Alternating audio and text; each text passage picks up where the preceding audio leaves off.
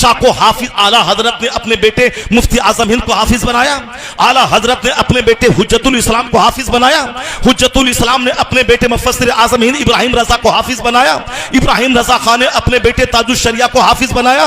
वो तो अरट बुढ़ापे में हाफिज बने। आला हजरत तो जब आलिम फाजिल बन के दिन की खिदमत करने लगे तो वह साल से पहले वो 1 महीने में हाफिज बने, पर उनके बाप मुफ्ती नकी अली खान ने हाफिज नहीं बनाया, क्योंकि सिर्फ कोरा हाफिज बनना कमाल नहीं है, इल्मे दीन सीखना, आलिम दीन बनना, फकीह बनना, ये कमाल की बात है। सुभान अल्लाह, बेशक सुभान अल्लाह। अभी जो सिर्फ हिफ्ज पे जोर दिया जा रहा है, ये जाहिल हाफिज को जो पैदा किया जा रहा है, इसके कितना मसाइल इसको मालूम है, न दीन इसको मालूम है, न उसको इसके दिल में अल्लाह का खौफ और डर है। इसीलिए तो दाढ़ी है नमाज नहीं है, टोपी है नमाज नहीं है, दाढ़ी मुंडा ले, दाढ़ी मूंडना उतना बड़ा हराम नहीं है जितना बड़ा हराम नमाज़े पंजगाना छोड़ना है। जुब्बा पहनना जरूरी नहीं है, नमाज पढ़ना जरूरी है। सर पे टोपी पगड़ी पहनना जरूरी नहीं है, नमाज पढ़ना जरूरी है। पगड़ी पहनना सुन्नत है, टोपी पहनना सुन्नत है, दाढ़ी रखना सुन्नत है, वाजिब के करीब है। लेकिन अगर कोई दाढ़ी मूंड लेता है तो उतना बड़ा हराम नहीं है जितना बड़ा हराम जोहर असर मगरिब ईशा छोड़ना है। जी दाढ़ी है नमाज नहीं है, जलसे दस्तार बंदी है नमाज नहीं है। क्या है ये तमाशा? ये तमाशा इसीलिए है क्योंकि हमने आपकी अकीदत का गलत इस्तेमाल किया। हमने आपको यही बताया कि हलवा खाना है शब बारात में, हमने आपको यही बताया कि 11वें शरीफ में गौसे पाक का बकरा ज़बह करना है, बहुत बरकत हो जाएगी। हमने यही बताया कि तोशे कादरिया करवाना है हर महीने की 11 तारीख को, दौलत आपकी बढ़ जाएगी, दौलत बढ़ जाएगी आपकी। हमने यही बताया आपको। हुजूर ने कहा है अद्दुनिया जीफतुन व तुल्लाबुहा किलाब, ये दुनिया मुर्दार है, उसके तलबगार कुत्ते हैं। अल्लाह समद।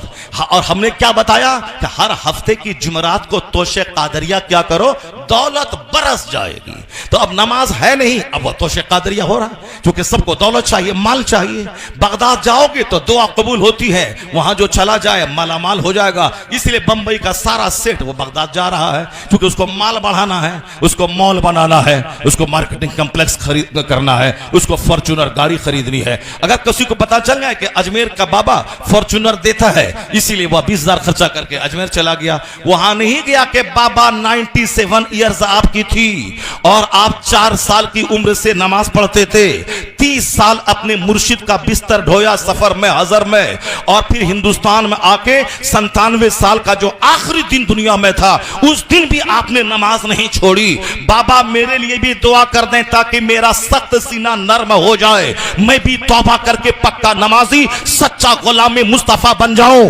अब वहां कोई नहीं जाता बाबा से दुआ करवाने, ये कहता आप हिंदुस्तान के सुल्तान हैं, हमें मॉल दे दीजिए, हमें प्रधानी के इलेक्शन में जीत दे दीजिए, हमारे बेटे को डीएम बना दीजिए, सामने वाला प्लॉट खरीदना है, पैसा 1 करोड़ है, लगता उसमें 2 करोड़, 1 करोड़ का इंतजाम करवा दीजिए। ये दुनिया मांगने अजमेर में भीड़ लग रही है। और सुन्नी खुश है कि अजमेर में 50 लाख की आबादी, यह सुन्नियों की आबादी है। वह सुन्नी की आबादी, वो तो दुनियादारों की आबादी है, वो तो साहब माल दुकान मांगने वालों की अब भीड़ है।